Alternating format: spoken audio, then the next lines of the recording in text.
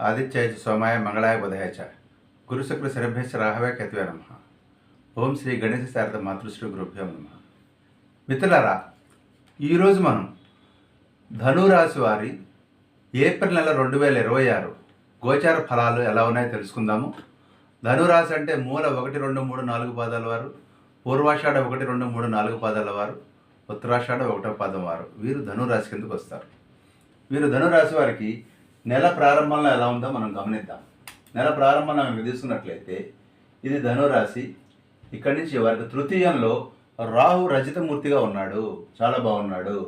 తృతీయంలో కుజుడు ఉన్నాడు, విక్రమస్థానంలో కుజుడు చాలా అనుకూలంగా ఉన్నాడు. అదేవిధంగా బుధుడు తృతీయంలో ఉన్నాడు, యోగించటం లేదు. చతుర్థంలో రవి శనులు ఉన్నారు, చతుర్థంలో రవి యోగించడు. శని లోహమూర్తిగా ఉన్నాడు, అర్ధాష్టమ శని. ఈ శని ఇబ్బంది పెట్టబోతూ ఉన్నాడు. అదేవిధంగా శుక్రుడు పంచమ స్థానంలో అనుకూలమైనటువంటి స్థితిలో, సప్తమంలో గురువు లోహమూర్తి అయినప్పటికీ కూడా అద్భుతమైనటువంటి రిజల్ట్ గురువు ఇవ్వబోతున్నాడు. అదేవిధంగా భాగ్యస్థానంలో కేతువు కూడాను రజితమూర్తిగా ఉన్నందువలన మామూలుగా మంచి ఫలితాలు ఇవ్వకపోయినా రజితమూర్తి కాబట్టి ఆయన కూడా మంచి ఫలితాలు ఇవ్వబోతున్నాడు. ఓవరాల్గా 1-2 తారీఖుల్లో రాహువు, కేతువు, కుజుడు, శుక్రుడు, గురువు వీళ్ళందరూ కూడా ఫలితాలు ఇవ్వబోతున్నారు, మంచి ఫలితాలు. ముఖ్యంగా కొన్ని విషయాలు చెప్పుకున్నట్లయితే రాహు కారణంగా బేసిక్గా వీరికి చాలా కాలం నుంచి కొంత అనుకూలమైనటువంటి వాతావరణం ఉంది.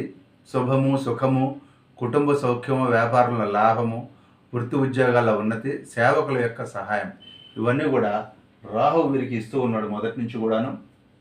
అదేవిధంగా గురువు గారు కూడా గత సంవత్సర కాలం నుంచి దాదాపుగా సప్తమ స్థానంలో ఉండి చక్కగా ప్రొటెక్ట్ చేస్తున్నారు. పెళ్ళిళ్ళు కానివ్వండి, గృహవాహన లాభాలు కానివ్వండి, స్థిరాస్తుల సంపాదన, శుభకార్యాలు, అదేవిధంగా శుభకార్యాల కోసం యాత్రలు, కుటుంబ అభివృద్ధి, అదేవిధంగా స్పౌస్ తోటి హాయిగా సుఖంగా ఉండటం, పుత్రప్రాప్తి, ఈ సంతానం అంటే వ్యవహార జయము, వృత్తిలో కూడా విజయాలు, అభివృద్ధి ఇవన్నీ కూడా అంటే మీ పార్ట్నర్ ఏదో life partner or business partner తోటి చక్కటి సంయమనం కుదురుతుంది, చక్కటి ఇది కోఆర్డినేషన్ కుదురుతుంది ఈ గురువు గారి వల్ల.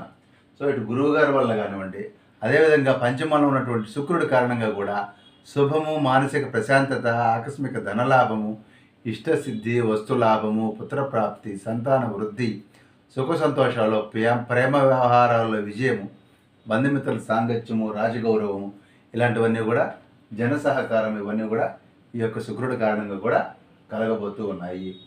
మరంతా బాగానే ఉంది. బాగాలేంది ఏంటి అంటే ముఖ్యంగా మీకు అర్ధాష్టమ శని కారణంగా ఎస్పెషల్లీ 4th హౌస్లో ఉన్న సందర్భంలో స్పౌస్కి కానివ్వండి, మీ తల్లికి కానివ్వండి ముఖ్యంగా సమస్యలు వస్తాయి. వాహనాలకి, ఇంటికి కూడా సమస్యలు వచ్చేటువంటి అవకాశం ఉంది. మీ స్వస్థానం నుంచి మిమ్మల్ని షిఫ్ట్ అయ్యేటువంటి అవకాశం ఉంది. ట్రాన్స్ఫర్స్, జాబ్ చేంజ్ లాంటివి కూడా ఈ శని, అర్ధాష్టమ శని 4th హౌస్లో నుంచి ఇండికేట్ చేస్తూ ఉన్నాడు. అదేవిధంగా కేతు మామూలుగా 9లో ఉన్న సందర్భంలో ధన నష్టము, తండ్రికి కష్టాలు, ఆధ్యాత్మిక గురువులతో అపార్థాలు కలిగేటువంటి అవకాశం ఉన్నప్పటికీ నేను రజితమూర్తిగా ఉన్నాడు కాబట్టి కొంత నల్లిపై అవుతాయి. అదేవిధంగా 4వ స్థానంలో ఇందాక శనితో పాటు రవి కూడా ఉన్న సందర్భంలో భోజనం టైంలో అకాలమైనటువంటి భోజనము, విఘ్నాలు, మనసులో కన్ఫ్యూజను, ప్రయాణాల్లో సమస్యలు, అదేవిధంగా ప్రేమ వ్యవహారాల్లో కొన్ని ఇబ్బందులు. ఒక పక్కన మనం ప్రేమ వ్యవహారంలో శుక్రుడు మీకు చాలా అనుకూలంగా ఉండగా, మరో పక్కన అదే సమయంలో మీకు ఇక్కడ రవి కారణంగా చిన్న చిన్న సమస్యలు వచ్చేటువంటి అవకాశాలు ఉన్నాయి. జీవిత భాగస్వామితో అపార్థాలు వచ్చేటువంటి అవకాశం కూడా ఈ యొక్క రవి కారణంగా ఉంది. అదేవిధంగా 3లో ఉన్నటువంటి బుధుడు ఎవరైతే ఉన్నారో ఈయన వలన కూడా ఇది తృతీయ స్థానం అంటే ఇది విక్రమ స్థానం, సోదర స్థానం కాబట్టి తోడబుట్టిన వాళ్ళకి సమస్యలు రావటం కానీ, మిత్రుల వల్ల కష్టాలు, ప్రయాణంలో ఉన్న ఇబ్బందులు, అదేవిధంగా మీ బాసెస్ తోటి కొంత జాగ్రత్తగా వ్యవహరించాలి, అగౌరవం కలిగేటువంటి అవకాశం ఉంది ఈ విధంగా బుధుడి కారణంగా. సో ఓవరాల్గా ఇలా నడుస్తూ ఉండగా 3వ తారీఖు నుంచి 9వ తారీఖు వచ్చేసరికల్లా మీకు 3వ తారీఖున వచ్చేసరికి ఏం జరుగుతుందంటే మీ కుజుడు ఎప్పటిదాకా అనుకూలంగా ఉన్న మనిషి 4లోకి వెళ్తాడు. అంటే ఇక్కడున్నటువంటి కుజుడు ఇక్కడికి వస్తాడు.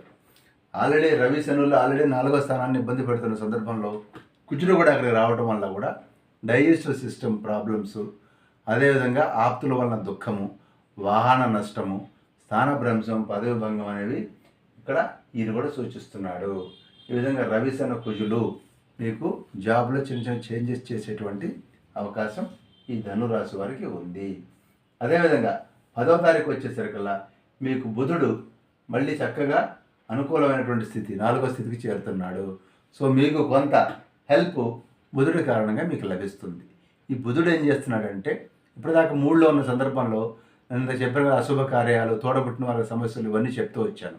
అదే బుధుడు 4థ్లోకి ఎప్పుడైతే వస్తాడో మీకు ఆల్రెడీ 4th హౌస్లో రవి శనులు ఇబ్బంది పెడుతూ ఉన్న సందర్భంలో, కుజుడు కూడా వెళ్ళి ఇబ్బంది పెడుతున్న సందర్భంలో ఈ బుధుడు వెళ్ళి ధనప్రాప్తికి, వాహన గృహలాభానికి, సంతోషానికి, విద్యా విజయానికి, తల్లికి ఆనందం కలిగించడంలోనూ, కుటుంబ సౌఖ్యము, రాజాదరణకి వీటన్నిటికీ కూడా ఈ బుధుడు చతుర్థ స్థానంలో ఒక 4 రోజులు ఉంటాడు.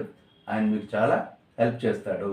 ఈ విధంగా 10వ తారీఖు నుంచి 18వ తారీఖు వరకు ఇంచుమించు ఇదే ఫలితాలు మీకు వస్తూ ఉండగా 19వ తారీఖు వచ్చేసరికి మీకు శుక్రుడు, పంచమంలో ఉన్నటువంటి శుక్రుడు షష్ఠ స్థానానికి మూవ్ అవుతున్నాడు. ఈ షష్ఠ స్థానానికి శుక్రుడు ఎప్పుడైతే మూవ్ అవుతాడో మీకు జ్ఞాతులతోటి, పుత్రులతోటి కొంత ఇబ్బందికరమైనటువంటి పరిస్థితులు, అదేవిధంగా కోర్టు కేసులు, లోన్స్, రాజభయము ఇవన్నీ కూడా శుక్రుడు ఇక్కడి నుంచి 6th హౌస్లోకి వెళ్ళిన సందర్భంలో నెల చివరి 10 రోజులు ఉండేటువంటి అవకాశం ఉంది. ఓవరాల్గా తీసుకుంటే నెలలో మొదట్లో మీకు 5 గ్రహాలు అనుకూలంగా ఉండగా, మళ్ళీ 10వ తారీఖు నుంచి మళ్ళీ 5 గ్రహాలు అనుకూలంగా ఉండగా, మళ్ళీ 19వ తారీఖు 4 గ్రహాలు అనుకూలంగా ఉన్నాయి. ఓవరాల్గా మోర్ దాన్ 70% వరకు కూడా మీకు అనుకూలంగా ఈ నెల ఉంటుందనే చెప్పచ్చు. అయితే మీరు ఈ సందర్భంలో ఈ నెలలో మీకు అనుకూలంగా లేని గ్రహాలు ముఖ్యంగా ఏమిటి అంటే మీకు శని గ్రహం అనుకూలంగా లేదు, అదేవిధంగా రవి గ్రహం అనుకూలంగా లేదు, అదేవిధంగా మరో సందర్భంలో మీకు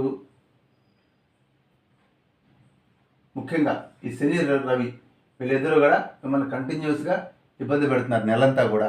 కాబట్టి శని కోసం శివుడికి పూజించండి. అదేవిధంగా రవికి మీరు సూర్య నమస్కారాలు లాంటివి చేయడం మంచిది.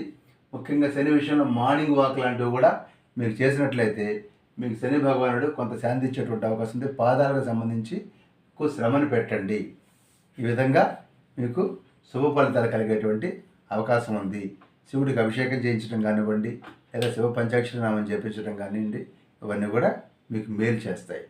స్వస్తి.